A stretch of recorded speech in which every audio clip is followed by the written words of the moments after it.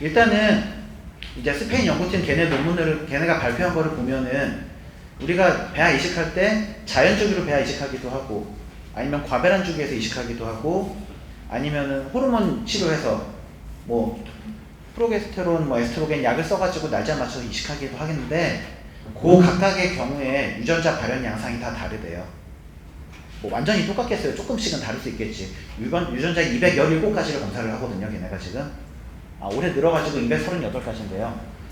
아무튼 양상이 뭐는 더 발현을 많이 하고 뭐는 조금 하고 뭐 그런 통계가 있을 거 아니에요. 조금씩 다르대요. 그래서 보통 ERA 검사를 할 때는 프로기노바 약을 먹고 검사를 할 때가 제일 많은데 이유는 냉동배아 이식할 때 약을 먹고 이식하는 걸 더 선호하기 때문이에요. 자연주기로 이식하는 거 물론 괜찮고 임신 성공률은 약 먹고 하는 거랑 자연주기로 하는 거랑 똑같은 걸로 돼 있는데 자연주기로 했을 때 단점은 가끔 모배란 주기가 있어요. 그래서 생리는 잘했는데 모배란 생리할 때가 1년에 한두 번 있는 건 정상으로 보거든요. 그러니까 냉동배아 이식 준비하려고 왔다가 배란 안 돼서 못하는 경우가 있어요. 또 하나 배란이 괜히 빠르거나 늦는 달이 있을 수 있죠. 주기를 맞춘 게 은근히 까다로울 때가 있어요. 약 먹고 준비하는 건 대신에 약으로 쫙 준비하고서 하니까 예상하고 날짜 맞추기 좀 편하죠. 그러다 보니까 캔슬될 위험은 적어요. 그러다 보니까 좀 더 약 먹고 하는 걸 선호하는 건데요. 그 다음 더 많이 하는 시술이 약 먹고 준비하는 거다 보니까 ERA 검사도 보통 약 먹고 검사를 많이 하는데 자연주기에서 ERA 그러니까 착상 시기랑 그 약 먹고 했을 때 착상 시기랑 똑같은 법은 없습니다. 그래서 저 개인적으로는 ERA 검사로 해서 약을 먹고 검사를 했을 때 착상 시기가 맞다 틀리다고 결과 나온 분은 매번 똑같이 이식하자 그래요. 그 다음번엔 과배란 주기로도 이식하지 말고 자연주기로도 이식하지 말고 매번 프로기노바 약 먹고 이식하자 그럽니다. 왜냐면은 약을 먹었을 때 그러니까 착상 시기는 우리가 눈으로 확인을 했으니까 다른 건 확인 안 해봤으니까 그렇게 될 거고요. 두 번째 이제 자궁내막 얇아지는 거는 제가 사실 옛날에 젊었을 때 힘이 넘칠 때는 그거 하나하나 교정하느라고 되게 열을 많이 냈었는데 이제 저도 나름 이제 흰머리도 조금 있거든요. 힘이 조금 빠져가지고 이제 그런 걸로는 안 싸우는데요. 사실 자궁내막은 얇아지는 건 아니고요. 정확히 표현하면 두터워지지 못하는 거예요. 그쵸? 자궁내막은 생리 주기에서 계속 달라요. 생리 직전이 이제 두터워져 있는 거고 자궁내막 떨어져 나가는 게 생리잖아요.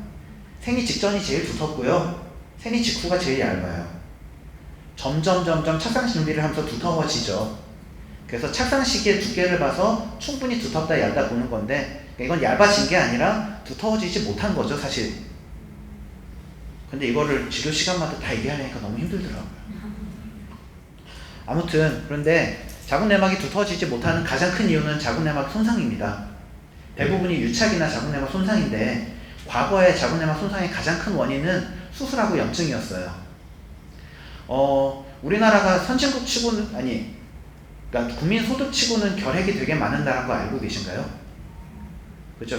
사실 뭐 병들을 보면은 선진국병, 후진국병 딱 나눠지는데 결핵은 환경이 안 좋고 소득이 낮고 좀 덜 깨끗하고 관리 안 되고 그런 나라에 주로 많은 병인데 우리나라는 희한하게 소득은 높은데도 결핵이 많은 나라인데요. 결핵은 죽고 사는 병은 아닌데 염증이 굉장히 천천히 만성적으로 몸에서 유지가 돼가지고 폐뿐만 아니라 장이나 다른 데도 영향을 주고 그 중에 하나 대표적인 게 자궁내막이에요. 그래서 우리나라 예전에 젊을 때 20대 때 폐병 앓았던 분, 우리 어머니나 그 20세대에 그래서 그러니까 결핵 앓았던 분들이 자궁내막이 결핵 때문에 손상이 돼서 두터워지지 못하는 분 매우 흔히 있었고요. 최근에도 자궁내막염, 만성 자궁내막염이나 반복성 자궁내막염 때문에 자궁내막 손상되는 분들이 있고요.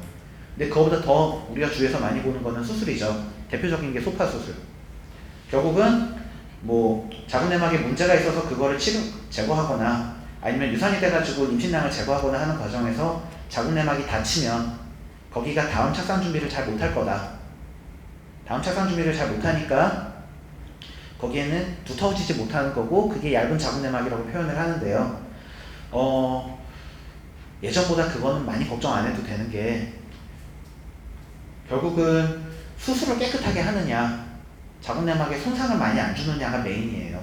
그래서 보통 저는 말씀드릴 때 그래서 다음에 임신을 또 할 것 같으면은 아예 난임 클리닉에서 수술하는 것도 괜찮다고 하는 게 일반 산부인과에서는 깨끗하게 치료하는 게 목적이에요. 그쵸? 뭐 찌꺼기가 남아가지고 나중에 재수술을 하거나 아니면 출혈이 너무 많거나 그러면은 얼마나 원성을 듣겠어요. 수술 제대로 못했다는 소리 듣죠. 그래가지고 깨끗하게 하려고 하다 보니까 그 부수적으로 필연적으로 손상받을 가능성이 높아지는 겁니다. 그죠? 난임병원에서는 그렇게 수술 절대로 안 해요. 왜냐하면 다음에 임신 또 해야 되는 분이니까. 그래가지고 혹시 찌꺼기가 좀 남아가지고 약물치료로 좀 더 짜내거나 아니면 나중에 다시 뽑아내거나 하는 일이 생기더라도 손상이 안 되는 게 먼저예요. 그러다 보니까 예전에는 긁어낸다 그러잖아요. 긁어낸다는 말이 되게 무시무시하죠. 저희가 그 숟가락같이 생긴 기구를 넣어가지고 그걸로 벅벅 긁어냈거든요. 예전에 선배님들은 실제로. 요새는 아무도 그렇게 안 하고요. 뭐 쉽게 말해서 우리 모나미 볼펜보다 조금 더 가는 빨대 같은 기구를 써요. 그래서 쭉 뽑아내요. 자궁내막 ERA 검사할 때는 그거보다 지름이 한 3분의 1쯤 되는 가느다란 빨대를 써요. 볼펜 심보다 조금 굵어요. 그걸 넣어가지고 쭉 빨아내요. 그러다 보니까 손상될 가능성은 많이 적겠죠. 그래서 난임병원에서 소파 수술을 했거나 자궁내막 또 이제 자궁내막 자극술 아니면 자궁내막 수용성 검사 ERA 같은 것 때문에 자궁내막이 손상을 받아서 얇아지는 것, 두터워지지 못하는 거는 그래서 일반적으로는 생각하지 않습니다.